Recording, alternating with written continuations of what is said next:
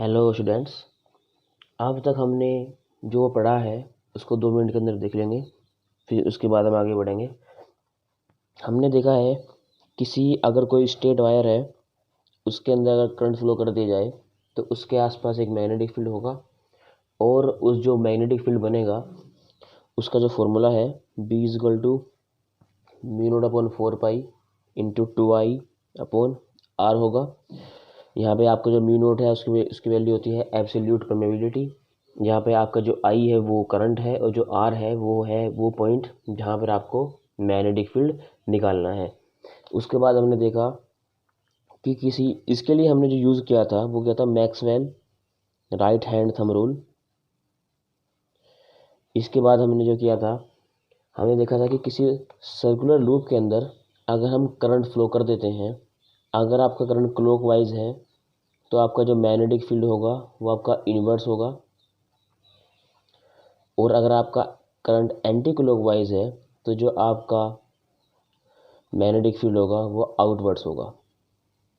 इसका पता कैसे लगाया था? इसका रूल था आपका स्क्रू ड्राइवर रूल।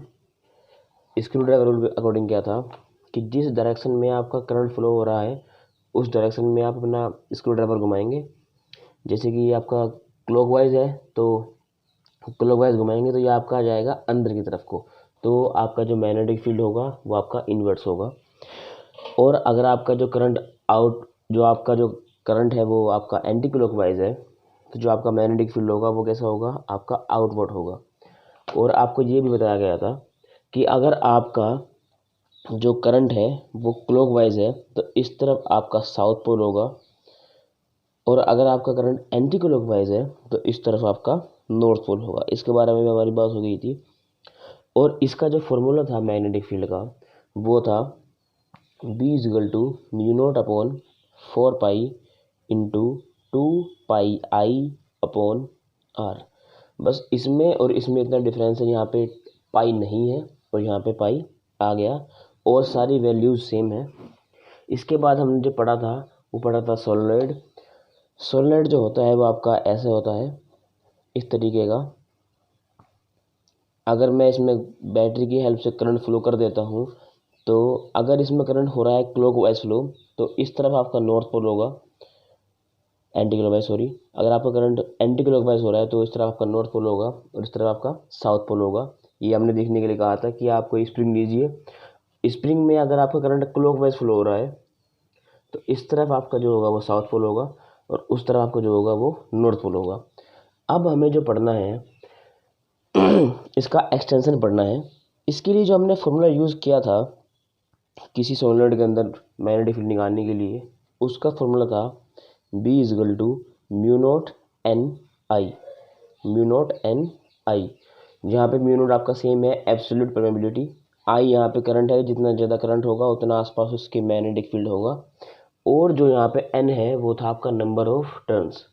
मतलब क्या है कि जितने ज़्यादा आपके टर्न्स होंगे उतना ही ज़्यादा इसके अंदर क्या बनेगा, आपका मैग्नेटिक फील्ड बनेगा। इसके अंदर जो मैग्नेटिक फील्ड लाइंस थी, मैंने कहा था कि आपस में सारी की सारी कैसी होंगी, पैरेलल होंगी। इसके बारे में हमारी बात हो गई थी। अब हमें जो पढ़ना है बहुत इंपॉर्टेंट टॉपिक है, और इसके बारे में जो जानना है वो उसका नाम है इलेक्ट्रोमैग्नेट। अब इलेक्ट्रोमैग्नेट क्या है ज़रा उसके बारे में समझेंगे। आप इसको ऐसे समझिए जैसे कि आपके पास एक सोलेनॉइड है और इसमें आपने करंट फ्लो कर दिया, तो सोलेनॉइड में करंट फ्लो करने के बाद इसमें क्या होगा, एक मैग्नेटिक फील्ड बनेगा। अब मेरा मतलब क्या है, मेरा जो जानना है, मेरा मतलब है कि अगर मैं इस सोलेनॉइड के अंदर एक सॉफ्ट आयरन रोड डाल दूं, सॉफ्ट आयरन रोड मतलब कि एक सॉफ्ट आयरन की रोड डाल दूं किसके अंदर, इस सोलेनॉइड के अंदर, इस तरीके से। अगर मैं इस सोलेनॉइड के अंदर एक सॉफ्ट आयरन रोड डाल दूंगा तो होगा क्या, कुछ जो इसका मैग्नेटिक फील्ड है कुछ तो बना हुआ था किसकी वजह से, जो आपका सोलेनॉइड है, और जो इसका मैग्नेटिक फील्ड है वो बढ़ जाएगा किसकी वजह से, सॉफ्ट आयरन रोड डालने की वजह से। तो अब ये जो आपका पूरा का पूरा है ये काम करेगा एज ए मैग्नेट की तरह। मतलब कि अगर हम किसी सोलेनॉइड के अंदर किसी सोलेनोइड के अंदर एक सॉफ्ट आयरन रोड डाल देंगे तो वो पूरा का पूरा जो आयरन रोड है वो एक मैग्नेट की तरह काम करेगा, और इसी को हम बोलेंगे इलेक्ट्रोमैग्नेट। इसके जो यूज़ है, इसके बहुत सारे यूज़ हैं, जैसे कि आप इलेक्ट्रिक बेल्स में इसको यूज़ करेंगे, इलेक्ट्रिक बेल्स में यूज़ होगा इसका, आपका इलेक्ट्रिक मोटर में होगा,